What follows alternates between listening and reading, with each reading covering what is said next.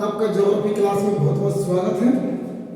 आज आप geography class में बीए फर्स्ट सेमेस्टर है, इसमें पढ़ेंगे आप होम्स का तापीय संवहन सिद्धांत। यानी होम्स ने जो पर्वत निर्माण में जो संवहन सिद्धांत दिया था उस सिद्धांत के बारे में पढ़ेंगे।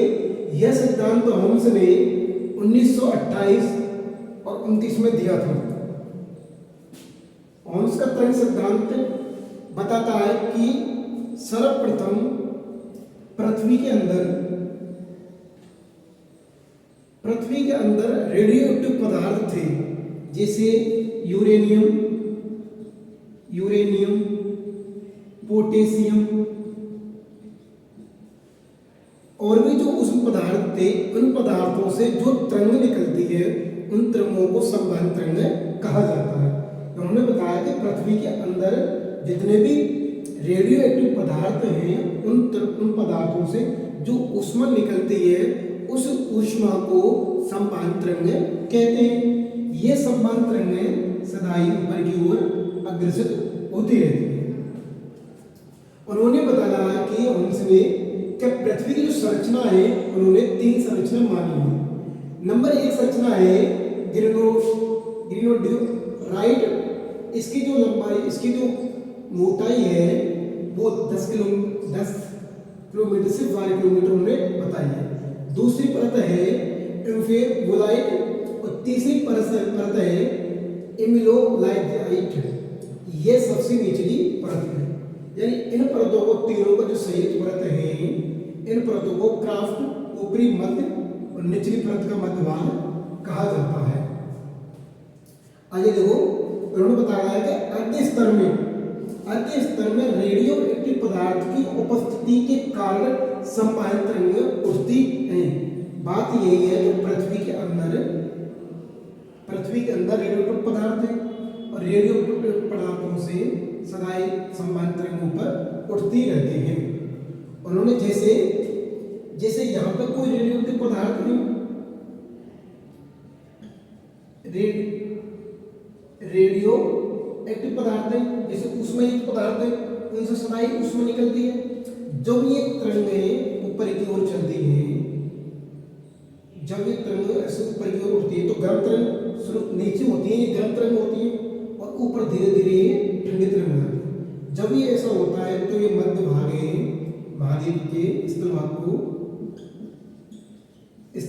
को 2 भागों में हटाती है। ऐसी क्रिया होती है तो उसे भूप्रसरण कहा जाता है, भूसंगति कहा जाता है। और इनके मध्य जो गैप होता है उसमें धीरे धीरे मलबा जमा रह जाता है, उनसे पर्वत का निर्माण होता है।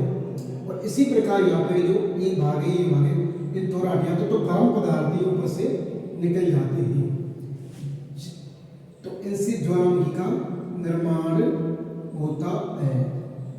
ये सारे पदार्थ ऊपर को निकलते हैं तो ये गर्म पदार्थ ऊपर को निकल जाता है, इससे ज्वालामुखी का निर्माण हुआ है। ऐसा उन्होंने होम्स के ताप संवहन सिद्धांत में बताया है। और ये जो तरंग है, ये तरंग सदाई चक्रवृत्त में घूमती रहती है।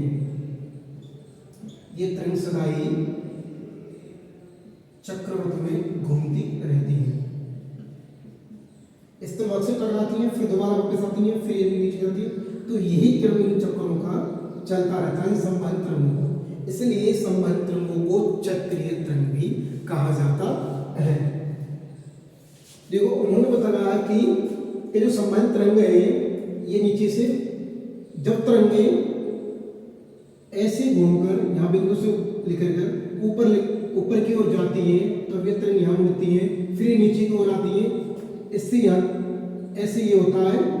तो ऐसी स्थिति में क्या होता है कि यहाँ पर जो एक स्थलभागी है महासागर तट और एक स्थलभागी है, जब ये स्थलभाग की जो बाहरी प्लेट है वो अंदर की ओर धंस जाती है और ये परतें उसके ऊपर चल जाती है, तो इनके मध्य जो गैप होता है उनको बोलते हैं भूसंगति। और ये जो महासागर का तट है इसे बोलते हैं महासागरीय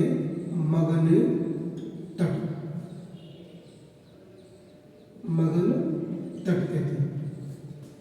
ये भारी परत है और ये इसके अंदर की चल जाती है। और ये जिस प्रकार हमने प्लेट विवर्तन सिद्धांत में पढ़ा था कि जब कोई भारी प्लेट है वो निचली कम भारी प्लेट के अंदर घुस जाती है, तो ये स्थिति ऐसी होती है।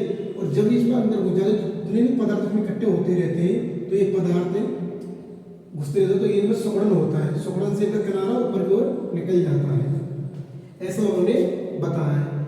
तो ओह्म्स का जो ताप संबंध सिद्धांत है, इस सिद्धांत में पर्वत निर्माण की 3 अवस्था उन्होंने बताई। पहली जो अवस्था है जब वो तरंग निकलती हैं तो इन तरंगों से भूसंगति का निर्माण होता है, भूसंगति का निर्माण होता है।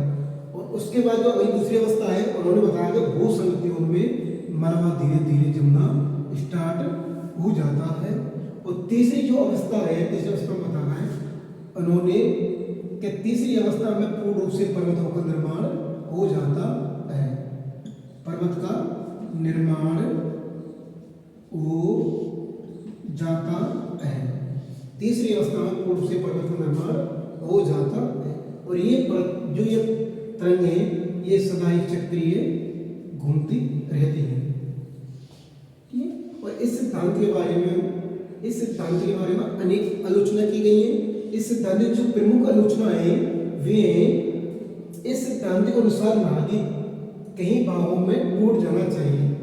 इस सिद्धांत जो आलोचना यह है कि इस सिद्धांत के अनुसार तो महाद्वीप के जो कई भाग हैं वे टूट जाने चाहिए। भाई ये सिद्धांत है, यहाँ से क्यों टूटा, यहाँ से तो टूट जाना चाहिए ना, यहाँ से क्यों टूटा भाई।